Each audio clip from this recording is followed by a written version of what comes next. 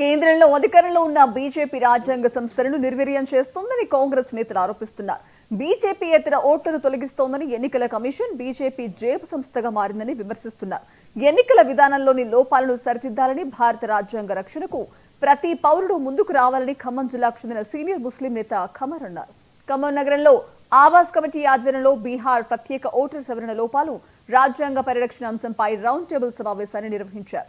రాజకీయ పార్టీలు, వివిధ ప్రజా సంఘాలు పాల్గొన్నారు. ఇదే విషయానికి సంబంధించి మరింత సమాచారం మా రీజనల్ కోఆర్డినేటర్ చుడా రవి అందిస్తారు.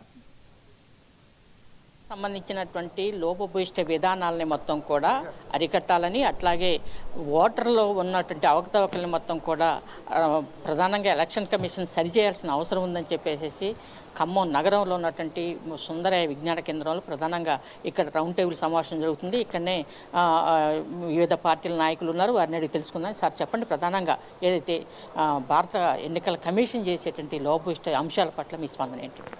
ఇవాళ ఎన్నికల కమిషన్ టోటల్గా central government Bharatiya Janata party నాయకత్వంలో నడుస్తుంది. ఈ అన్నిటిని కూడా బీహార్ ఎన్నికల్లో దృష్టిలో పెట్టుకొని మైనార్టీస్ ఓటు, దళితులది, వీళ్ళందరిది కూడా ఓట్లు కట్ చేయాలని, లేనిపోని ప్రూఫ్లు చూపెట్టాలని, ఆధారాలు చూపెట్టాలని ప్రయత్నం చేస్తున్నప్పుడు ఓట్ చోరీ అనే దాని మీద ఒక పెద్ద ఉద్యమం నడుస్తుంది భాగంగా. ఈవెన్ నిన్న సుప్రీంకోర్టు కూడా ఆధార్ కార్డుతోనే బేస్ చేసుకోవాలన్నది వాస్తవంతో అస్వాస్తవంతో డీటెయిల్స్ రాలేదు. ఏవైనా సరే ప్రజాస్వామ్యాన్ని ఖూనీ చేయాలనే పద్ధతిలో ఇవాళ బీజేపీ ప్రభుత్వం, కేంద్ర ప్రభుత్వం ప్రయత్నిస్తుంది. వీటన్నిటికీ కూడా పౌరులందరూ కూడా ఓటు, ఇవాళ ప్రధానంగా భారతదేశంలో ప్రధాన ఆయుధం ఏదంటే అది ఓటు హక్కే. కాబట్టి ఆ ఓటుని హరించేసి నియంత్రణ పాలన సాగించాలనేది ఇలా బీజేపీ చేస్తున్న కుట్ర. వీటన్నిటిని కూడా మనం ఖండించి ప్రజల్ని చైతన్యవంతం చేయాల్సిన బాధ్యత మన అందరి మీద ఉంది. ఇక్కడనే ఏదైతే నాగేశ్వరరావు గారు ఉన్నారు, సార్ చెప్పండి, ప్రధానంగా ఓటు చోరీ పట్ల ప్రజలకు ఉన్న స్పందన ఏంటి? ప్రజలకు ఇప్పుడు అర్థమైపోయింది, బీజేపీ రెండోసారి గెలవకూడదు. ఓడిపోద్దనుకున్న బీజేపీ గెలవడం అంటే తర్వాత అర్థమైపోయింది. పుల్వామా ఘటనని ఒక ఆయుధంగా వాడుకొని మొత్తం ప్రజల యొక్క భావోద్వేగాలను రెచ్చగొట్టి బీజేపీ అధికారంలోకి వచ్చింది. మూడోసారి ఖాయంగా ఓడిపోద్దని చెప్పే వాతావరణం వచ్చింది. ప్రతిపక్షాలన్నీ ఐక్యమైనవి. అయినా బీజేపీ గెలిచినంత ఆశ్చర్యపోయారు. ఇప్పుడు గెలిచింది ఏంటంటే బీజేపీ ప్రజాస్వామ్యతంగా గెలవలేదు. బీజేపీ ఓట్ల దొంగతనానికి పాల్పడి ఓట్లు చోరీ చేసి ప్రతిపక్షాల ఓట్లు అనుకూలంగా వేసే వర్గాలని ఓట్లు లేకుండా చేయటం, దొంగ ఓట్లు చేర్పించటం, దొంగ ఓట్లు పోలు చేయటం, సుమారు 40-50 స్థానాల్లో అక్రమంగా, అన్యాయంగా, చట్టవిరుద్ధంగా, దొంగతనంగా బీజేపీ 40 సీట్లు సంపాదించింది. కాబట్టి అధికారంలోకి వచ్చింది. అయినా బీజేపీ ఓడిపోయింది. ఇది రాబోయే కాలంలో బీజేపీ యొక్క అక్రమాలని, రాజ్యాంగ విరుద్ధమైన చర్యలకి ఖచ్చితంగా ప్రజలు గుణపాఠం చెప్పే రోజు అవుతుందని చెప్పి భావిస్తూ ఉన్నాం. ఇక్కడ ఏదైతే గోపినాథ్ గారు ఉన్నారు, సార్ చెప్పండి, ప్రధానంగా ఓటు చోరీ పట్ల కానీ, అట్లాగే ప్రజలు ప్రధానంగా భారత ప్రజల పట్ల ఎలాంటి బీజేపీ వైఖరి ఉన్నది? బీజేపీ వైఖరి ఇది కొత్తది కాదు. ఈ ఓటు చోరీని ప్రజలకు చెప్పడానికి మిగతా బీజేపీ ఏతర పార్టీలు ఏవైతే ఉన్నాయో, ఇండియా కూటమి పార్టీలు ఏవైతే ఉన్నాయో వీళ్ళందరూ కూడా ముందుకు రావాల్సిన అవసరం ఉంది. రెండవది, ఈ ఓటు చోరీ ఎందుకు చేస్తున్నారంటే ఇప్పుడు ఎస్ఐఆర్ అని పెట్టారు. ఎస్ఐఆర్లో ఏమిటంటే special intensive revision of voters.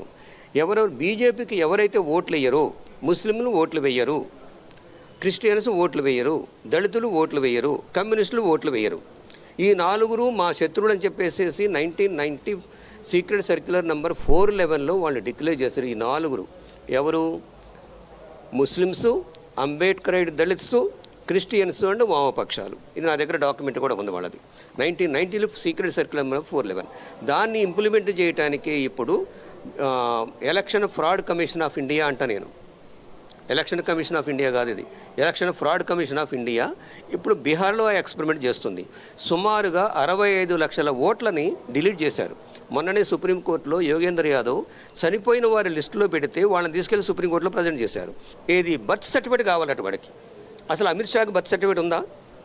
మోడీకి బర్త్ సర్టిఫికేట్ ఉందా? వాళ్ళ అయ్యమ్మ బర్త్ సర్టిఫికేట్లు ఉన్నాయా? మరి వాళ్ళకి లేనప్పుడు వీళ్ళకి ఎందుకు పెడుతున్నారు? ఇది మా ప్రశ్న. ఇక్కడనే ఏదో పౌరక్కలు నేతున్నారు, సార్ చెప్పండి, ప్రజాస్వామ్యం పట్ల బీజేపీ వ్యవహరిస్తున్న పద్ధతిని మీరు పౌరక్కల నాయకులుగా ఎలా చూస్తున్నారు? కేంద్ర ప్రభుత్వం చాలా అప్రజాస్వామికి వ్యవహరిస్తుంది. ఎన్నికల కమిషన్ ఎన్నుకునే విధానమే తప్పు. ఎందుకంటే అధికార పార్టీ ఇద్దరు, ప్రతిపక్ష పార్టీ ఒకటి.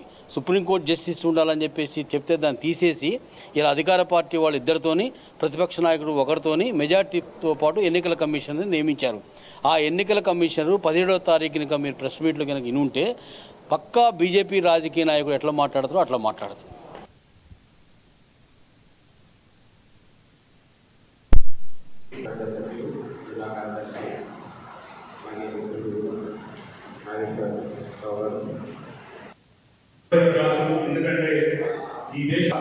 40 ఏళ్ళ నుంచి ఆందోళన పోరాటాల కార్యక్రమాల్లో పాల్గొన్నటువంటి జమాత్ ఇస్లాం హింద్ ఖమ్మం జిల్లా కార్యదర్శి పెద్దలు ప్రేమ చేసినటువంటి టీఆర్ఎస్ పార్టీ విద్యార్థి విభాగం కార్యకర్తలు గౌస్ గారిని, అలాగే ఇండియన్ కాంగ్రెస్ పార్టీలు, అలాగే ఈ కార్యక్రమం